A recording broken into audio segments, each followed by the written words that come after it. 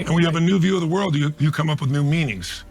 And meanings, as you know, we both know, your maps of meaning. My entire life has been, I remember reading Man's Search for Meaning. I'm actually making the film.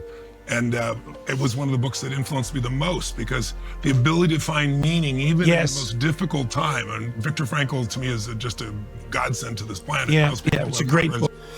This book, Man's Search for Meaning, is a really, really good one. Really good one, man. It talks about how finding the light in the darkness. It's deep and it will help you a lot. I do think so. Let's continue. Well, look, it's crazy. Yeah, it's great. If you haven't read it, please, whoever you're listening, read it. Or anybody's That's ever Man's Search for Meaning. Yes, read that book. It's incredible. But the point of your meanings change, your focus and your meanings change when your energy shifts. And so it's so fundamental to bring that energy up. And most people have no reference for it in their body. If you go to a concert, I remember Pat Riley came to one of our, who owns a piece of the Miami Heat. It was an amazing coach. If you're not familiar with the NBA basketball, one of the winningest coach in history. Good friend of mine, known him for 30 years. And he came to one of our programs. He said, Tony, this is like the 7th game of the NBA championship, but it goes on for 4 days and it's 13 hours a day. Right. So that vibrancy, and most people at the game are cheering at times and not. This is an experience in your body. That's why I do the number of hours. That's why it's immersion. That's why it's multiple days, 4 days or 6 days. And that's why it has the lasting impact. But you're right, the dopamine circuits are actually creating, what's the white matter in your brain? The myelin, right? Creating the myelin. Yeah, right? that's right. So if you look at, in the like, myelin you look at a great athlete, people look at somebody like, I'm fortunate enough to own a piece of several sporting teams, and one of them is the Golden State Warriors. And you look at Steph Curry, the greatest 33-point shooter in the world, and people look at him and he goes and he shoots the ball from like almost half court, and he's chomping on the side of his mouthpiece, and he doesn't even wait to go. He turns and smiles, and he knows. And then all of a sudden the crowd goes wild and it goes through. It's like, it looks like impossible. But where did that impossible come from? He built the myelin over and over and over again, so it's hardwired. Yeah, exactly. He knows exactly what to do. Now, how did he do that? This is the part that we all forget. I always tell people, when you see people who are amazing in public, they're being rewarded in public for what they've practiced massively in private. Yes. So here's his plan. Just take 15 years in the NBA, that's all he's been there. Greatest 3-point shooter in history, nobody even close if you're not familiar with the NBA. He practices 500 shots a day, every day, 7 days a week, bar none. That's 3,500 shots a week.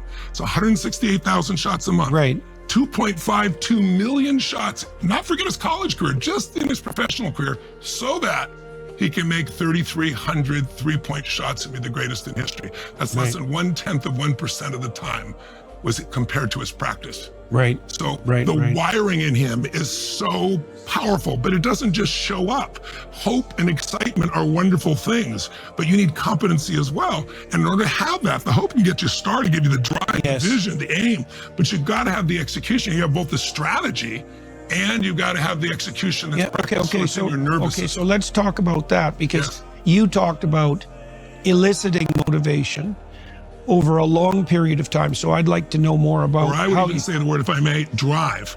Because motivation is, the reason I use it, it's like a warm bath. You should probably take a bath, but it doesn't last, right? You should still do it. But drive is like, everyone is motivated. If you're overweight, you're motivated to eat, right? Come on. I want to find out what drives you, because if we unleash your drives, what drives you towards the right aim. That's right. What is it that will unleash you? That's what this experience is about. That's different than just being motivated. Okay, so let's walk. Okay, so I have an exercise that people can do online called future authoring, and one of its steps, and I'd like you to tell me how this compares to what you're doing in your seminars, in your events. So it's a conditions of satisfaction exercise, or it's a meditation and contemplation exercise, or it's a prayer. You could think of or a request for revelation. But here's the idea. So it's you imagine for a moment that you could have what you wanted and needed in 5 years. Okay, but there's a condition. You have to know what it is and you have to specify it. Okay, now then the question would be, well, how are you going to discover that? And the answer is, you ask yourself. It's like, okay, like what would, it's like the Viktor Frankl scenario. Even hypothetically, what would get me out of the bed in the morning on a very, very difficult day? Yes. Like, what could I imagine That's could the thing. come We'll to get me you in my up late, life? get you up early. Yep, Yeah, yep, make yep. you feel fully alive. Yeah, well, and what would make you persevere in times of trouble? Exactly. Even a more direct question. Yes. Okay, so... And by the way, I find, tell me if it's the same for you, Yeah. it's not just the aim or objective, it's strong enough reasons. In other words, somebody say, I want to make $1 billion, but they don't do it. And they even vision and get excited about it, $1 million, whatever it is. I want to have 3 perfect children. I want to write a book, whatever. The secret is reasons come first, answers come second. Once I know what I want, I got to figure out why. Yes. Because purpose is stronger than object. So the object may inspire you, but what's going to keep Yes. you going is strong enough reasons when it's tough. What Yeah. are the reasons? Okay, I want this money for what? Well, I want to provide a home for my mom. Well, that's very different than I just want to have this Yes, definitely. pieces of paper with pictures of dead people on it, right? And Yes. people say, I want money. They don't want money. They want an emotion. They want an impact. They want security, or they want freedom, or they want to be able to contribute, or they want to do something they think money will give them more Yeah. choices on, right? They don't want the money. So I'm Yeah. always trying to dig underneath to figure out what is the Yeah, that's the deeper- substructure. Exactly. Yeah, okay, That's the so- surface desire. Right. And many people focus on the surface desire, not knowing enough reasons to follow through. That's why Yeah. New Year's resolutions don't work. 91% of them, Yes. I don't know what the latest statistic is, people don't follow through after 3 weeks. By the time they're hearing us speak, if they had New Year's resolutions, they're gone because they don't have the reasons to push through, Yeah. and they don't have the strategy. It's wonderful if you say, I want to see a sunset, but if your strategy is start running east as fast as you can, I don't give a damn how positive you are, it's not going to work. Yeah, Right? yeah. So it's a combination of that aim, those values, that drive you and I are talking about, that ignite, enough reasons for it, and Yeah. then the strategies to execute, because you'll eventually find your way there, but the speed at which you do it is if I believe in modeling. I believe success leaves clues. My original teacher, Jim Rohn, taught me that. He said, if someone is successful at anything, they've got a great relationship and it's 20 years down the line and they still do it, or they lost weight and kept off for 10 years, or they went from nothing to not just making money, but sustaining financial security and freedom for their family, they're not lucky. They're doing something different than you are. So instead of you trial and error, which is the standard way in which we learn, you find the pathway to power by finding someone who's done it consistently and produced results. That obsession within me has launched most of the books I've written, most things I've done. It's like, I want to know what, this book was, how do I help people with the best breakthroughs in health, for example, life force and energy. They take 17 years to go from the breakthrough time to your clinician. Like, how do I shorten that up? I'm going to interview 150 of the most brilliant regenerative doctors in the world, Nobel Prize winners, and find out what they're doing and give it to you right now. Or I'm going to finance. Well, I can talk to you finance about what I think, or I can go interview 50 of the smartest financial people in the history of the world that are alive today and find out what do they do. And while they're different, I look for what are the common strategies, elements.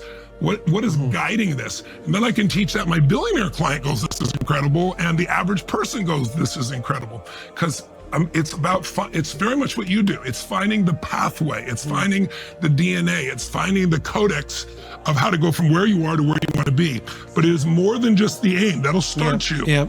You've got to have the purpose or the reasons or your purpose. If it's somebody else's purpose or reasons, it won't last. It's not going to work. Right? No, And then you need the strategies too, because that'll give you the drive, and you will figure it out if you can discipline your disappointment. If you can push yourself beyond what most people give up on, you're going to get there eventually. You're going to keep flexing. But you'll get there 10 times faster if you can say, wow, there's already a pathway that's been proven. Why would I reinvent the wheel? I'll still bring myself to it, my own uniqueness to it. But there's certain fundamentals that if you do them, you're going to have economic abundance. If you don't, you're going to have pain. So this is why it's important to know your real self, who you are really. If you don't really know who you are, how are you going to know what you really want and what's your real purpose in life? What's your definition of success? And what do you want to achieve? And why? And the reasons? It's really, really important to know yourself first. And I agree. I absolutely agree with this man. They are two very wise people. Very, very wise. Yeah. If you want to know the things that are keeping you from knowing who you truly are, here's a short video of Robert Greene explaining it very precisely. God bless you. And I hope to see you on the next one. Bye-bye.